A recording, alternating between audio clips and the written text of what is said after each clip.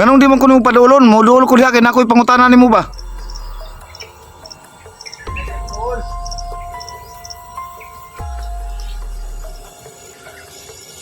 Ganon di mo ko nung padulon.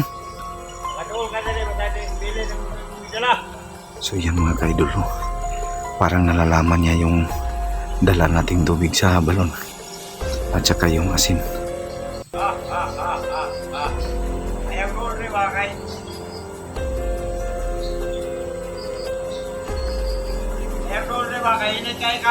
So yan mga kaidol.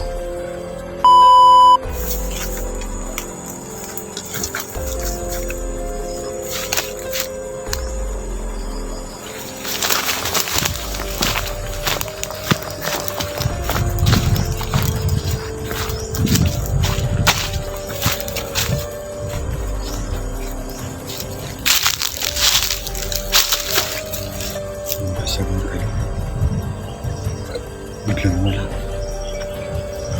Yan, may mga tanim siya dito.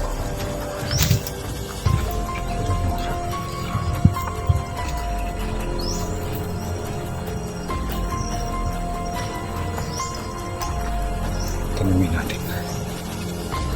Tawagin natin. Baka andun siya. Amigo! Naka diha? Oh. Lah. Andyan si Barok. Yan may doon. Ayaw ko niyang pa lapitin. Gano'n man? Awat na, idol. Nakalimutan ka na ako? Amigo mo kunin mo. Ganong di man ko nimo padulon, mo duol ko diha kay nakoy pangutanan nimo ba?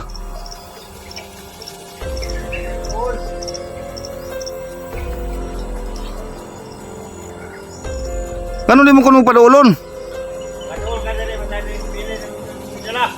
So yan mga kaidol, parang nalalaman niya yung dala nating tubig sa balon at saka yung asin. So di lang ko modul kayo sa imo ha, amigo. Mangutana lang ko nimo. Asa di ka itong naging adlaw, diri man ko wata ka makitaan. Gano man, kumusta ang gining kuan? Wa kay ang bata nga kuan gipatabang na ko sa imong pangita. Hindi pa raw niya nakita mga kaidol. Yan si Barok mga kaidol. Asa di kaniya to di ay? So yan mga kaidol. Hinana pala niya yung bata na nabihag kaya wala siya dito. So nagtaka ko mga kaidol sa mga nangyari. Kasi ano talaga tong si Barok, yung parang may hiwaga ba yung kwento ng yung istorya ng buhay niya. Kaya dapat natin talaga yung alamin natin na ano. Yun ang sabi niya, hinahanap niya yung bata. So hindi daw niya nakita. So sana mga kaidol mag-comment kayo sa ano kung ano talaga yung ano talagang ano talaga yung posible na ano ni kaibigang Barok. Lapitan natin ng kunti. Dito natin ilagay yung ano. Modul ko diya sa imo ha. Yan mga kaidol, bakit kayo ipaiwan niya yung dala ko? Sige. Iwan natin yung dala kong bag mga kaidol.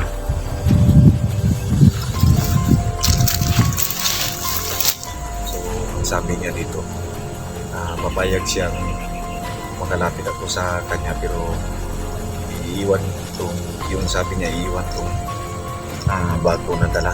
So yan mga kaidol so kayo na po bahalang mag-isip kung ano talaga bakit niya ipaiwan tong dala kong bag. So alam naman po niyo mga kaidol, kayo lang po nakakaalam. So susundin muna natin siya sa ngayon para hindi siya magano kasi kakausapin natin siya na para sa misyon na to. So para malalaman natin siya na ano. So yan, iwan natin ito mga kaidol. Tubig naman akong dala, mo mang ipabilin. Iwan natin ito mga kaidol yung bago. para makalapit tayo sa kanya.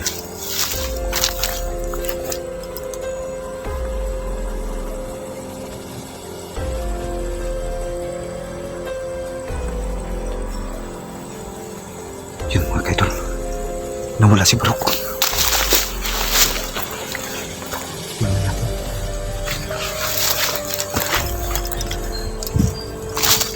Amigo!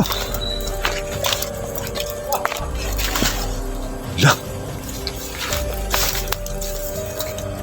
Kaidol, may tumatawa sa bandang likuran. Yung biglang pagkawala ni Barok. Hindi siya mga kaidol.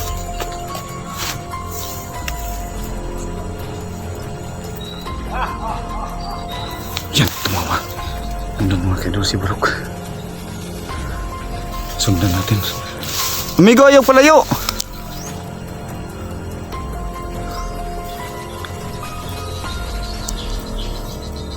Yan mga kaidol, tinignan lang tayo.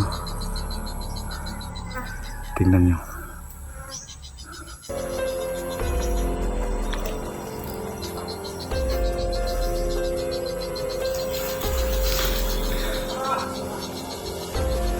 Tumawa.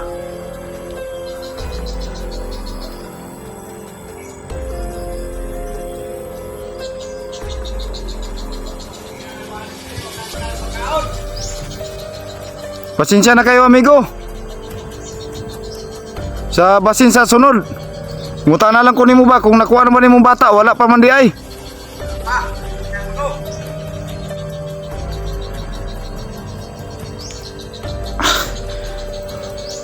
Nawala naman mga kaidol.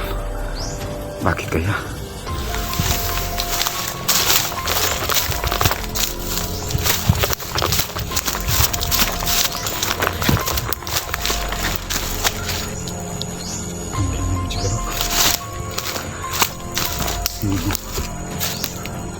Tingnan mo mga kaidol. Galit si Barok sa akin. Yan. Tingnan niyo mabuti. O baka natatakot lang sa dala nating asin at saka tubig sa balon.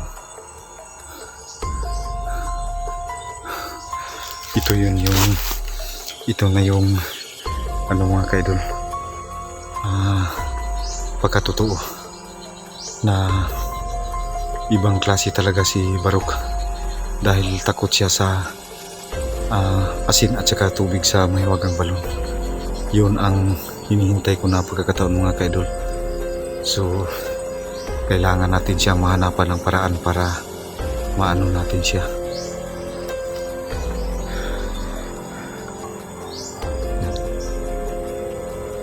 Tumatawa siya na hindi nakikita. Andun siya sa bandang unahan. May dala na siyang mga kaidol, parang bangkaw. Kanina bigla na lang siyang nawala.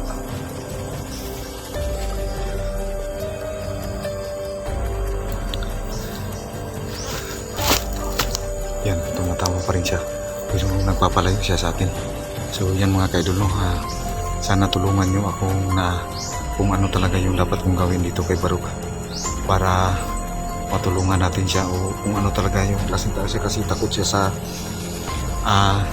asin at saka tubig sa mahiwagang balon. So kayo na po bahala mag-desisyon mga kaidol, magsabi kung ano talagang klaseng tao to si Barok. Yan, hindi na siya nagpapalapit sa akin. So ibig sabihin yan dahil sa dala natin ng asin at tubig sa mahiwagang balon. So hindi na tayo dapat mong kumpiyansa dito mga kaidol sa pag ano niya. So sana maano natin siya. So dito tayo dadaan sa ano,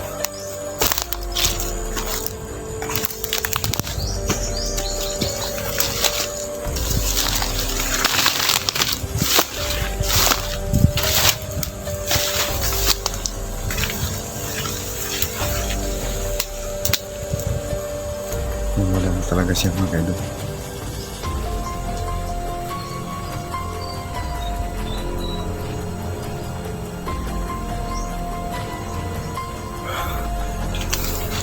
Panibagong hamon na naman po sa buhay.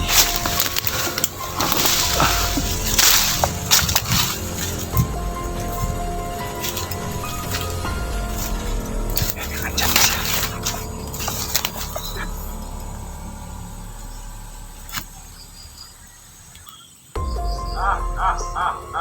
Tumawa na naman.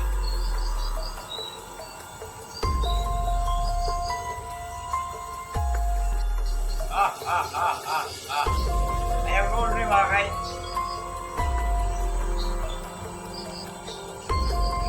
Ayaw ko rin makay. Init kayo ka. So yun mga kaidolo, nainitan siya sa atin. Yan. Umalis siya pa unti-unti.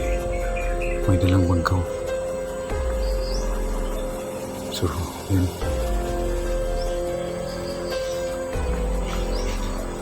No, umiiwas siya sa atin. Kailangan natin makauwi dito mga kaidol. Alis tayo dito. Delikado na ngayon si Barok.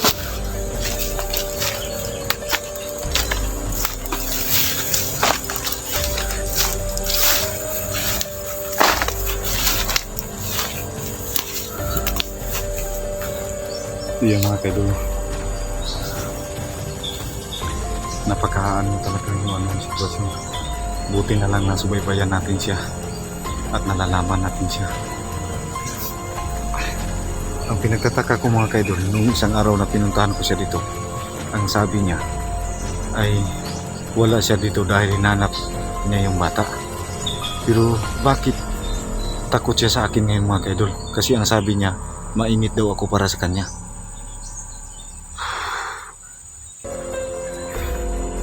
Tulungan nyo naman po ako mga kaidol kung ano talaga yung dapat kong gawin kasi litong-lito na po talaga ako kung ano na yung gagawin ko ni Barok.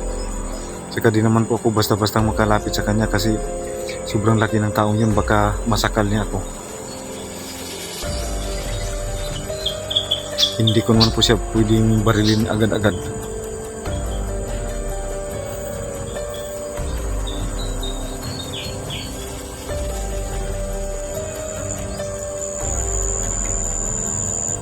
Grabe naman itong nangyayari sa buhay namin. Walang tigil na pagkalat ng mga masasamang nilalang dito sa sanlibutan. Hindi maubos-ubos. Sobrang nagpapadami na po sila. Kaya sa lahat ng mga sumusuporta sa akin dyan, sana makatulong yung mga comment niyo sa video na to. At titignan ko kung ano yung dapat ko talagang gawin.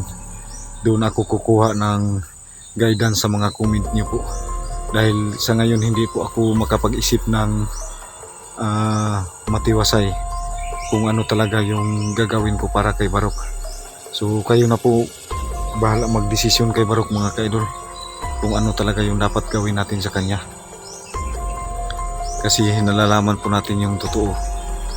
Pinagtataka ko ngayon bakit sabi niya init daw ako para sa kanya, kaya di ako pa lalapitin sa kanya. Hindi daw ako pa masyado lalapit sa kanya.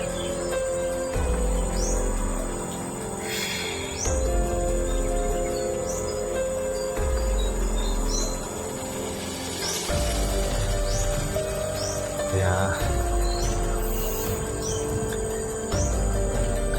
paalis ako dito mga kaidol. So hihintayin ko yung mga comment niyo sa video na to kung ano talaga yung dapat kong gawin. So sa mga solid viewers ko dyan, tulungan nyo naman po ako kung ano talaga yung dapat kong gawin. Babasahin ko po yung mga comment niyo kung ano talaga ang dapat. Saka kayo na pong bahalang desisyon talaga kung anong talagang klaseng tao to si Barok. Dahil litong-lito na po talaga ako sa pangyayari. Hindi na po ako makapag-isip ng matiwasay. Sa ating dyan, mga viewers dyan na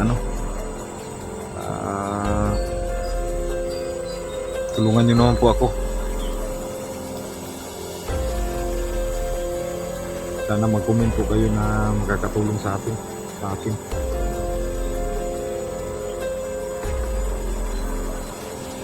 Yan yung tanting na yung mangga na palagi niyang inanuhan mga kaidol. Oh. Malaki-laki na rin yung puno ng mangga. Yan o. So, kanina lang po mga kaidol. Oh. Nandun siya sa puno ng mangga. Yung kinausap natin, yung sabi niya na huwag tayong lalapit. So, bigla na lang siyang nawala. Tapos, andun siya sa bandang kiliran na tumatawa. Parang inano tayo ni Barok mga kaidol.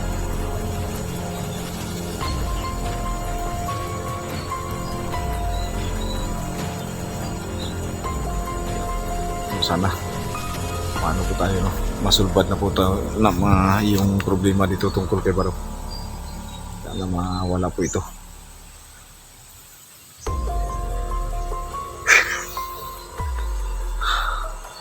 So, yan mga kaidol, ito pong video na to, hindi po tayo pwedeng magtagal dito, no?